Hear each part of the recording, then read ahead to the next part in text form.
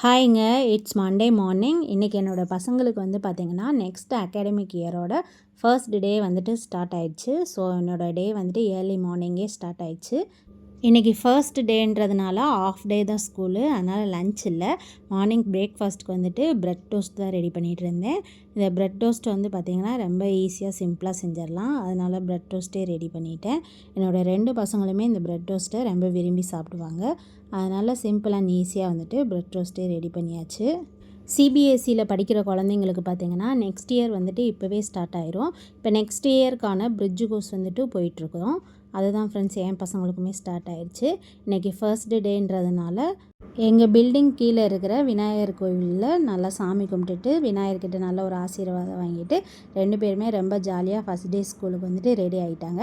இப்படி தான் ஃப்ரெண்ட்ஸ் எங்களோட ஃபர்ஸ்ட் டே வந்துட்டு போச்சு. உங்களுக்கு எப்படி போச்சுன்றதை கமெண்ட் பண்ணுங்கள். பாய்.